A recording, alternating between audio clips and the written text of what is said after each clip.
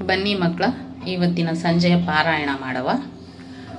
ರಾಮರಕ್ಷ ಸ್ತೋತ್ರವನ್ನು ಪ್ರತಿದಿನ ಸಂಜೆ ಒಂದೊಂದು ಸ್ಟ್ಯಾಂಜಾ ಓದೋದ್ರಿಂದ ನಿಮ್ಮ ಆತ್ಮಸ್ಥೈರ್ಯ ಮತ್ತು ಜ್ಞಾನ ಉತ್ತಮವಾಗುತ್ತದೆ.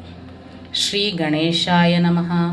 ಅಸ್ಯ ಶ್ರೀ ರಾಮರಕ್ಷ ಸ್ತೋತ್ರ ಮಂತ್ರಸ್ಯ ಬುಧಕೌಶಿಕ ಋಷಿಃ ಅನುಷ್ಠುಪ್ ಛಂದಃ ಶ್ರೀ ಸೀತಾರಾಮೋ ಚಂದ್ರೋ ದೇವತಾ ಸೀತಾಶಕ್ತಿಃ ಶ್ರೀಮದ್ಮಾನುಕೀಲಕಂ ಶ್ರೀರಾಮಚಂದ್ರ ಪ್ರೀತ್ಯರ್ಥೆ ಶ್ರೀರಾಮರಕ್ಷ ಸ್ತೋತ್ರ ಜಪೆ ವಿನಿಯೋಗಃ.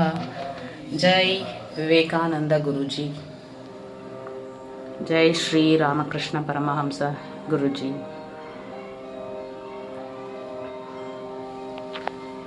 ಈಗ ನಾನು ಮರನ ತೋರಿಸ್ತೀನಿ. ಇಲ್ಲಿ ಮಕ್ಕಳು ಶ್ರದ್ಧೆಯಿಂದ ಬೆಳೆಯೋದ್ರಿಂದ ಮೊದಲಿಗೆ ಅವರಿಗೆ ನೋಡ್ತಾ ಇದ್ದೀರಲ್ವ, ನಿಶ್ಚಿಂತತೆ, ನಿರ್ಭಯತೆ, ನಿರ್ಲಿಪ್ತತೆ ಬೆಳೀತದೆ. ವಿಧೇಯತೆ, ಶರಣಾಗತಿ, ಏಕಾಗ್ರತೆ, ಏಕನಿಷ್ಠೆ, ಆನಂದ, ಶಾಂತಿ, ನೆಮ್ಮದಿ, ಆ ದೇವರ ದರ್ಶನ, ಮಾರ್ಗದರ್ಶನ, ಅನುದಿನವೂ ಅನುಕ್ಷಣವೂ ಭವ್ಯ ಕೃಪೆಯ ದಿವ್ಯಾನುಭವ, ಪ್ರೀತಿ, ತಾಳ್ಮೆ, ಕ್ಷಮೆ, ಕರ್ತವ್ಯಪರತೆ, ನಿಸ್ವಾರ್ಥತೆ, ಇವೆಲ್ಲವೂ ಒಂದು ವ್ಯಾಕುಲತೆಯಿಂದ, ಶ್ರದ್ಧೆಯಿಂದ ಬರುತ್ತೆ.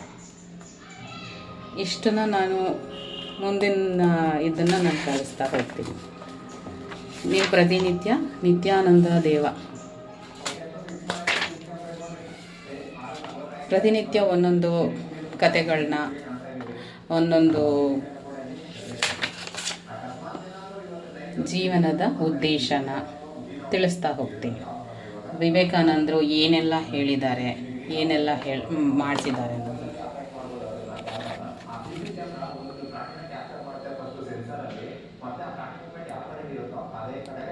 ಜೀವನದ ಉದ್ದೇಶ ಅಂತರಂಗ ಸ್ಮರಣದಿಂದ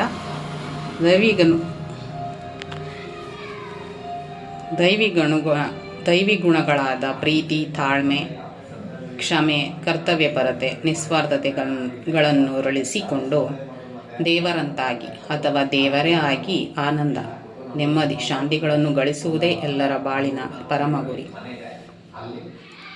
ಲಾಟಾನು ಬುರುಡೆಯ ಮನಸ್ಸನ್ನು ಒರೆಸಿದಾಗ ಒಳಗಿನ ಜ್ವಾಲೆಯ ಬೆಳಕು ಹೊಮ್ಮುವಂತೆ ಸಂಸಾರದ ಕಷ್ಟಕೋಟಲೆಗಳ ಅಲೆಗಳಿಗಂಜದೆ ಅವುಗಳನ್ನು ಮೆಟ್ಟಿ ಮೇಲೆದ್ದು ನಿಷ್ಠ ಸಾಧನಶೀಲರಾದಾಗಲೇ